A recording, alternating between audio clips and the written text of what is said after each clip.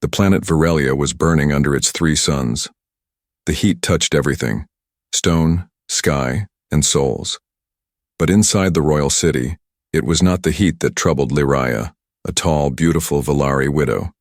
It was the law, Galactic Code 774X, known as the Law of 3 Suns, stated, any Valari widow must be remarried within 3 full cycles, or surrender herself and her late husband's name, lands, and possessions to the Empire.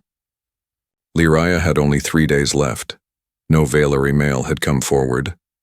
They feared her, not because she was weak, but because her husband had once stood against the Royal Council. He had died mysteriously. Some said it was an accident. Lyria knew better. Now, she was alone, and the law was hunting her. She stood in the crowded spaceport, her head covered by a soft blue veil. Her violet eyes searched the faces of the crowd. No one met her gaze. The Valari turned away. The humans ignored her. She clutched the small silver ring in her palm. It had belonged to her husband, her last memory of him. She whispered, I have no one left. But the law didn't care. The Empire would take her, her home, her name, her freedom. Unless someone married her before the 3rd sun finished its final descent. And that's when she saw him.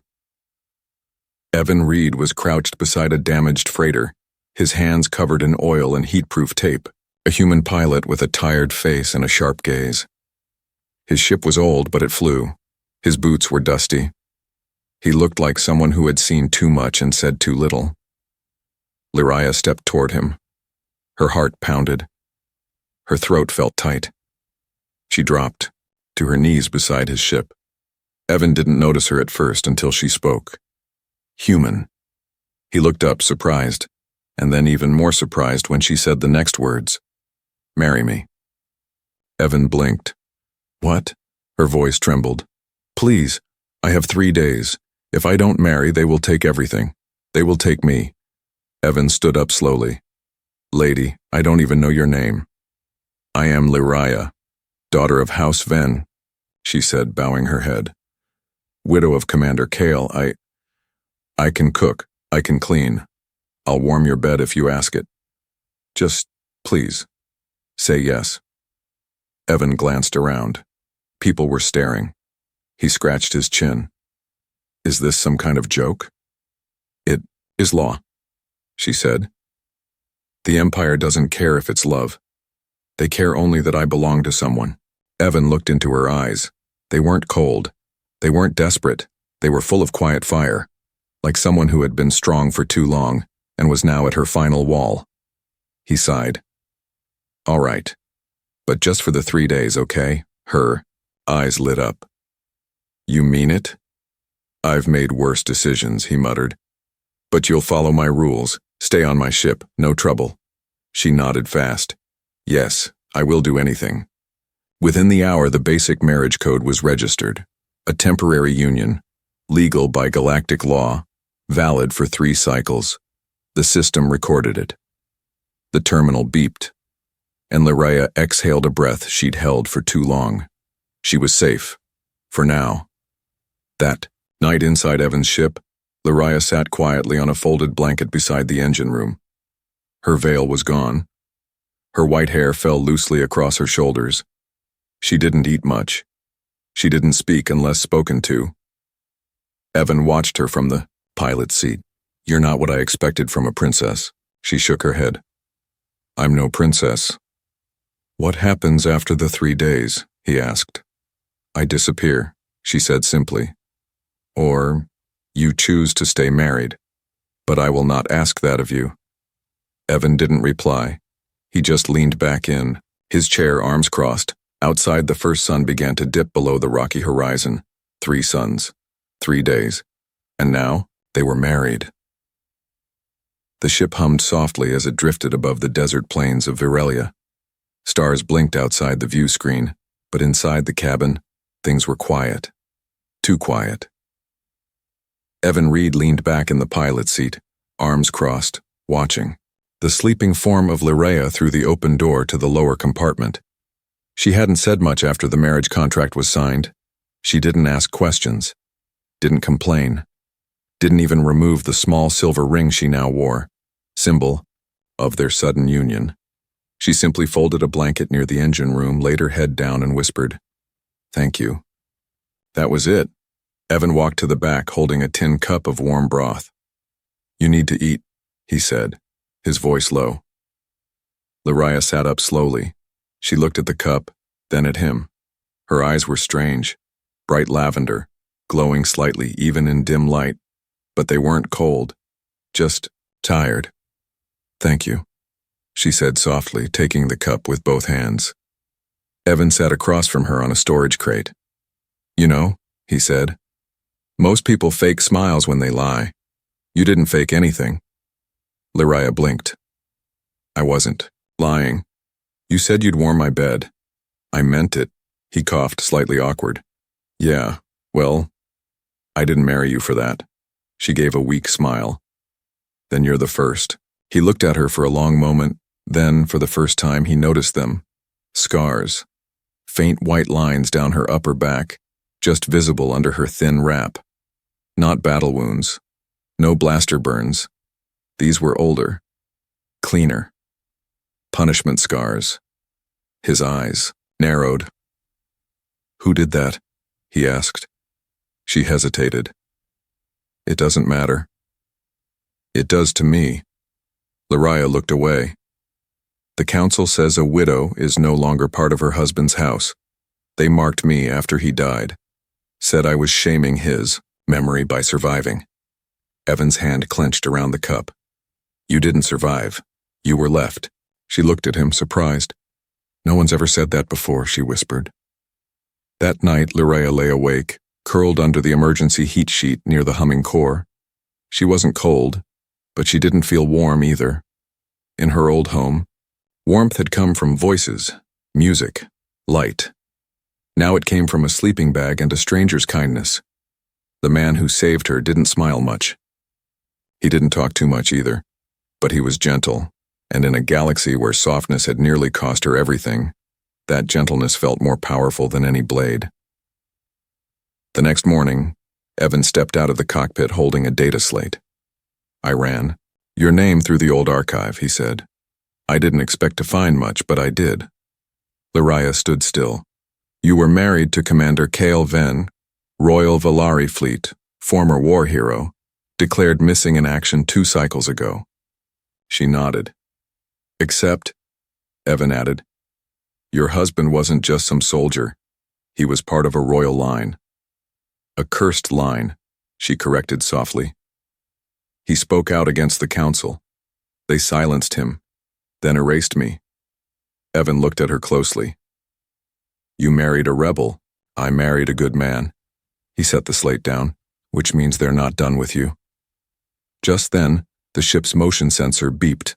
Motion detected, rear approach, unregistered vessel. Evan swore under his breath. "That's fast." Lariah's eyes widened. "It's the council's enforcers. They send bounty hunters dressed as privateers. If I die unmarried, my name ends." "Not today," Evan growled. He grabbed his rifle and headed for the hatch. Lariah stood behind him. "You don't have to fight for me." He looked over his shoulder. "I'm not fighting for you," he said. "I'm fighting because I said I would marry you.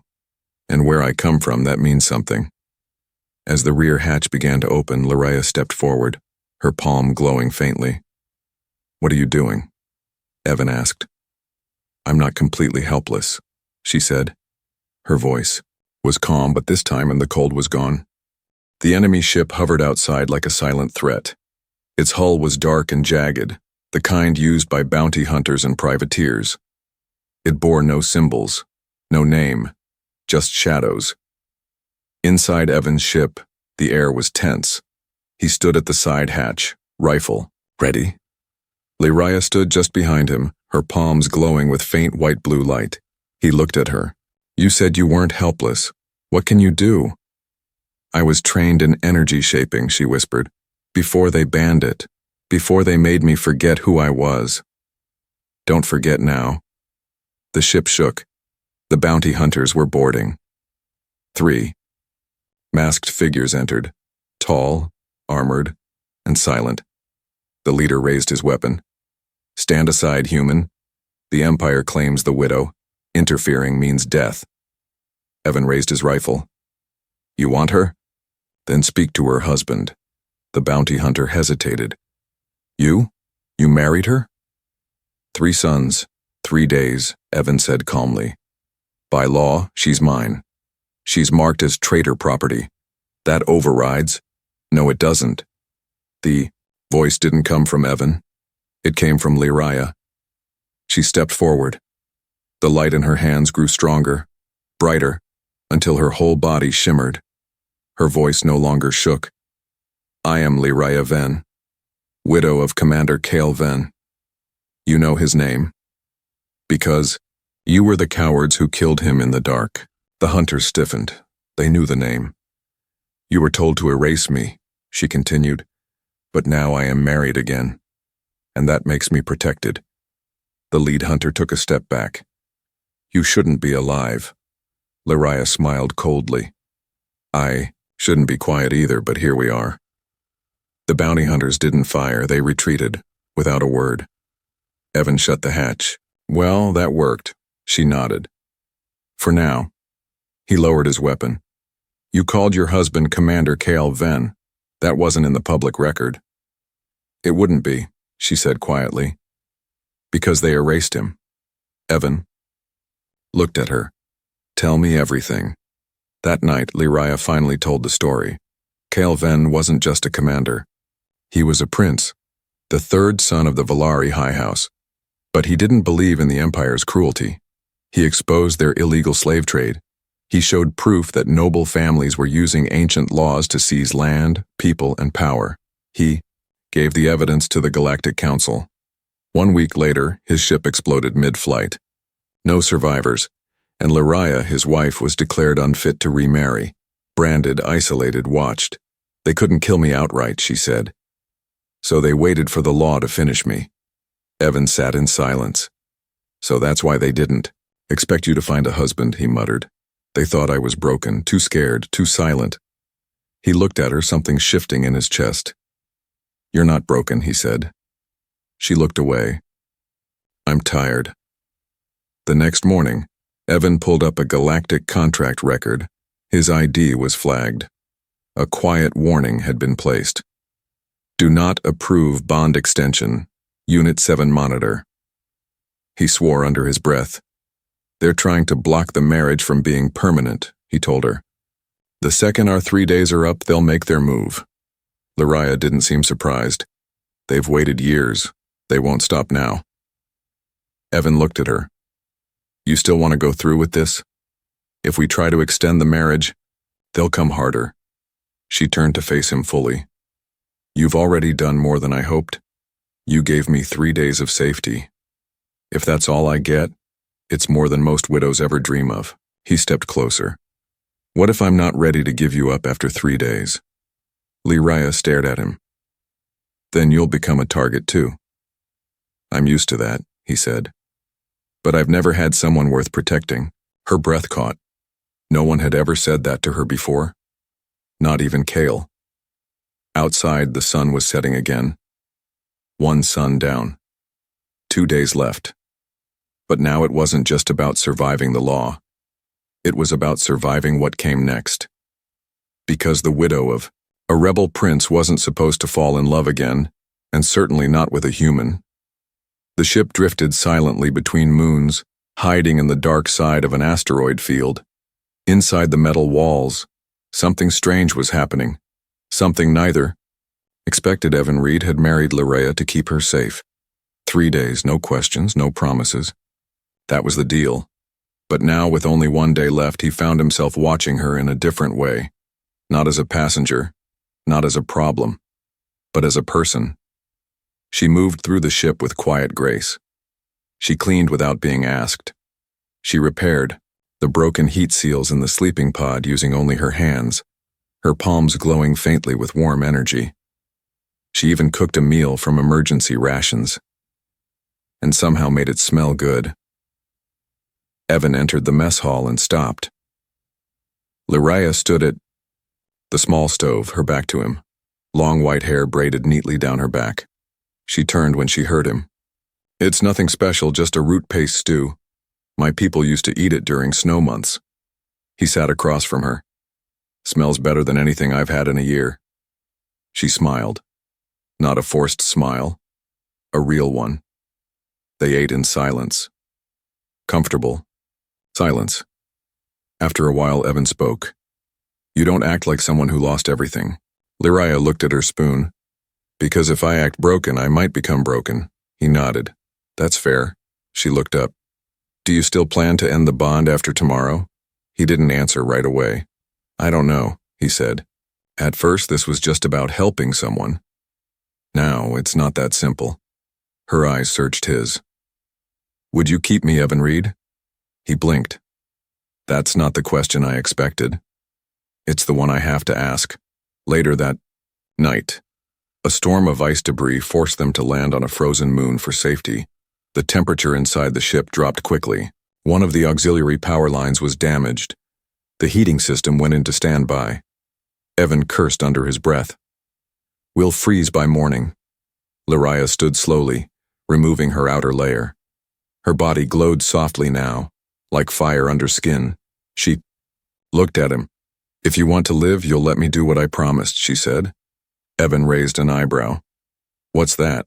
She walked to him, knelt beside his sleeping pad and pulled the heat blanket over both of them.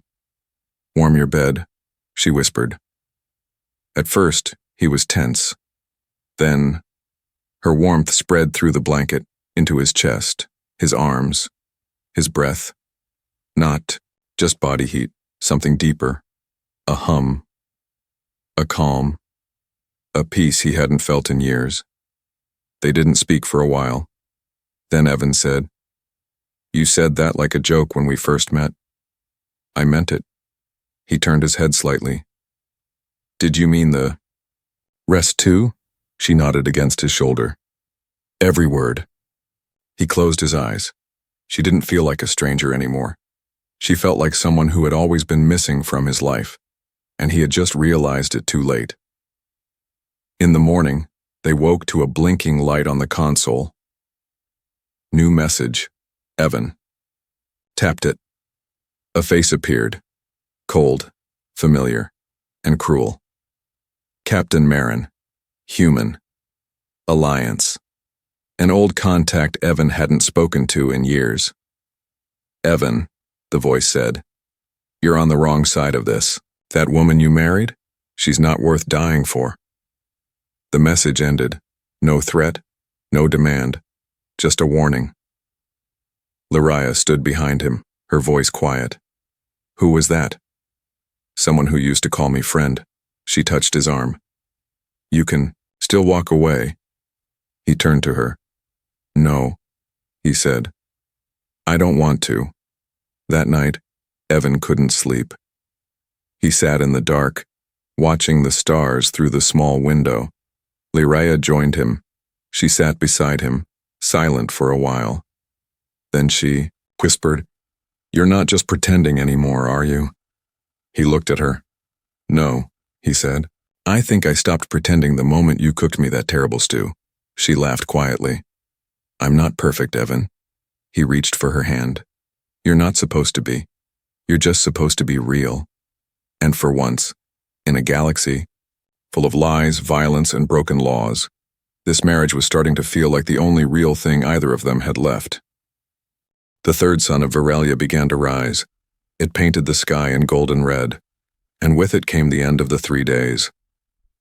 Inside the cold, silent marriage court chamber, Evan Reed stood tall beside Lyraya. She wore a dark ceremonial wrap, her glowing skin dimmed by tension. Her eyes were fixed forward, emotionless, but her hands shook behind the fabric. Across from them sat 5 Valari elders, dressed in silver robes with black sashes. They didn't smile. They didn't bow. They just stared. "Your time is up," said the lead elder, his voice sharp like glass.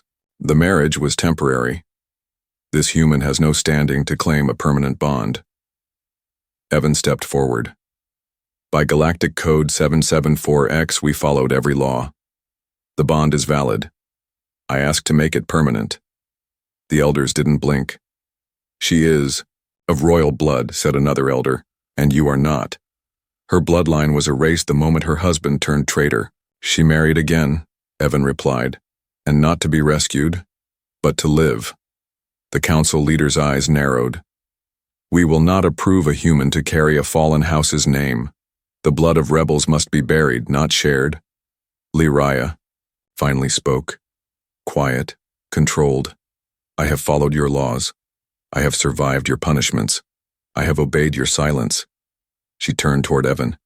But this human gave me back something you never did. Choice. One of the elders hissed, blasphemy. Evan leaned forward. What are you afraid of, that people will see her happy, that someone will choose love over fear? Enough, snapped the lead elder. If you wish to keep the bond, you must prove yourself. Evan's voice dropped. How? The council whispered among themselves. Then one of them said, there is a test, ancient, binding. If you survive it together, the bond is law. Even we cannot break it. Evan didn't like the way they said if, name it. An hour later, Evan and Liraya stood outside the gates of the Valari wildlands, a vast uncharted forest beyond the city walls. Sharp winds howled through twisted trees. Electric clouds sparked in the sky above. This is where exiles go to. Die, Liraya said, staring at the trees. I figured, Evan said, checking his weapon. What's the test? Survive one cycle, 24 hours, together. And if we don't, they'll say we failed the bond, and I'll be taken. Again. Evan didn't speak. He just took her hand and stepped into the wild. The forest closed behind them like a trap. The trees moved when they weren't looking. The fog whispered in strange languages.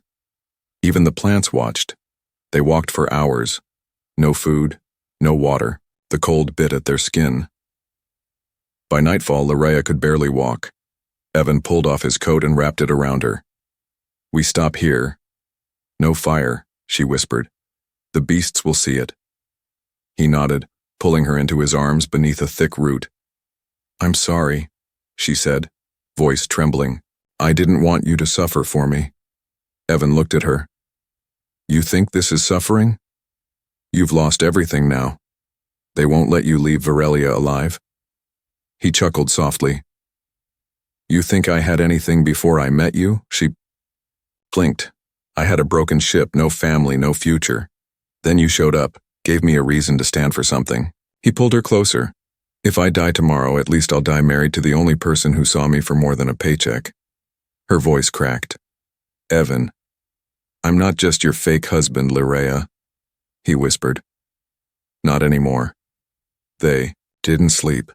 The cold kept them alert. So did the growls in the distance. And then the attack came. Something massive crashed through the trees, covered in bone-plated hide, glowing red eyes, and 3 clawed legs. An engineered predator, one designed by the council to hunt exiles. Evan shoved Liraya behind a tree and fired. His rifle, it barely scratched the beast's hide. The monster charged. Evan was knocked to the ground. Liraya screamed. Her hands glowed, brighter than ever. She stepped forward and pressed both palms into the beast's side. The light exploded. The creature staggered, howled, then collapsed in a smoking heap. Evan gasped, blood on his face. That was new. She dropped beside him, weeping. Don't die. Please, not now. I'm fine, he said. Married life's just rougher than I thought. In the morning, they stumbled back to the forest's edge, burned, bleeding, alive. The council stood waiting. The lead elder looked surprised. You survived, he said bitterly. Evan grinned. We passed your test. Now honor your law, the elder hissed, but he nodded. The bond stands. They were now married for life. But as they walked away from the court, Evan whispered, You didn't marry a hero, Liraya. She smiled and leaned into his arm. No, I married a man who stayed. Storms came fast on Virelia's outer cliffs. The sky above cracked with purple lightning, and a cold wind howled through the sharp rock canyons. Rain hit like needles, the kind of storm that turned mountains to mud and bones to dust. Evan and Lariah stood at the edge of the cliff, staring at the shuttle that was supposed to take them away. It was gone, burned, sabotaged. Nothing left but metal ash. They weren't just testing us, Evan muttered, checking the wreck. They never meant to let us leave alive. Lariah stood still, rain sliding down her cheeks like tears. This was Counselor Dren. He never wanted our bond to survive. He thinks if I die, my bloodline ends. Evan looked up. Then he should have tried harder, because we're not dying here. But just as he spoke, the ground beneath them shook.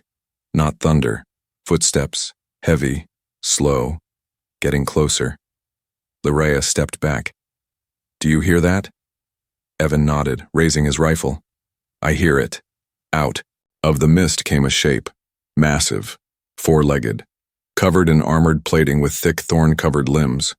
A beast created in a lab, designed to hunt Valari rebels in silence. Its eyes glowed with hatred. It wasn't just a predator. It was a message. Lariah froze.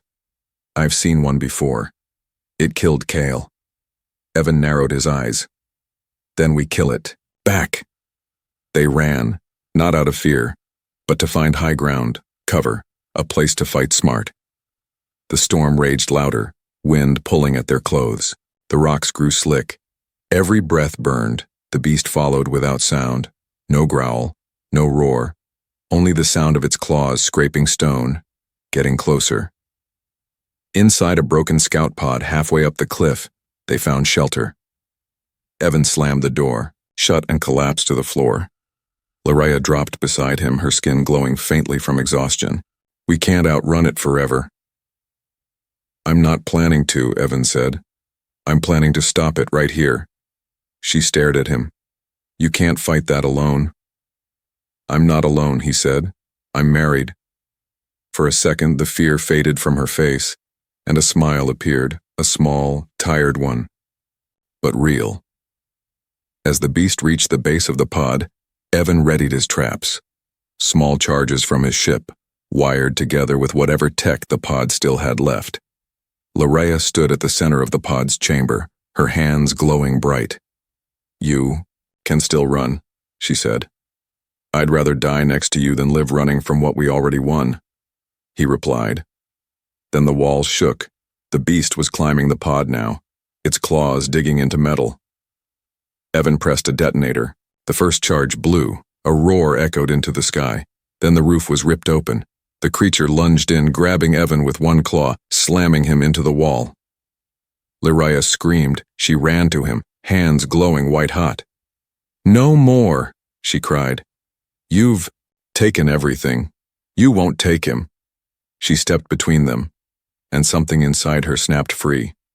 Light burst from her chest, pale blue fire that burned but did not consume. It spread like wings. The beast roared and recoiled, confused, blinded. Lariah screamed again, not in fear but in rage and love, and the storm above seemed to answer her call. Lightning cracked, directly into the pod. It struck her first, then the beast. Evan woke moments later, coughing, the wall still shaking. The beast was gone. Nothing left but burned claws and a shattered outer shell, and Lariah lay on the floor, motionless. No, Evan whispered, crawling to her side. Please, not now. Not like this. He touched her cheek, still warm, her eyes fluttered open. Still here, she whispered. He laughed in relief. You scared me. She looked at him with soft, teary eyes. You stayed. Of course I did. You chose me. He held her tight. Every time. Outside, the storm cleared. The suns began to rise again. They had survived every law, every test, and every monster, and in the silence that followed, Lariah leaned into him. I told you I'd warm your bed, she said with a smile. You warmed more than that, Evan said. You warmed my whole damn world. The storm was gone, but its silence remained. Evan stood at the edge of the cliff, wind brushing through his hair, the shattered wreckage of the hunting beast still smoldering behind him. Beside him, Lyraya walked slowly, wrapped in a soft black cloak, her silver hair tied in a low braid, her glowing skin dimmed but not dull. They had survived everything, but now came the hardest part: returning. The Valari Council could no longer deny the truth. The trial was passed, the bond was sealed. Even their best weapon had failed to break them, but that didn't mean they were welcomed. The gates opened as the two walked into the city. The guards said nothing. The people stared, but no one bowed. Inside, the council hall, the 5 elders sat once more, silent and stone-faced. Lyraya stepped forward, tall and proud. She no longer bowed. She no longer asked. She spoke. You tested our bond with blood and lies. You sent killers instead of witnesses, and still we stand. One of the elders growled, You shame this court with your rebellion. Evan stepped forward, his voice calm and clear. No. You shame yourselves because you couldn't break something you didn't understand. The head elder frowned. You want more than your bond now. What is it? Lyraya looked at Evan, then she reached into her cloak and pulled out a small glowing crest, the sigil of House Ven, not burned, not forgotten, saved by her husband before his death. She held it out. This was my husband's final wish, that I carry our name forward. But today I pass it not to a child, but to a man, not born Valari, but worthy of it. She turned to Evan. Her voice softened. You stood beside me. You shared my fight. You became my shield. Now I offer you my name.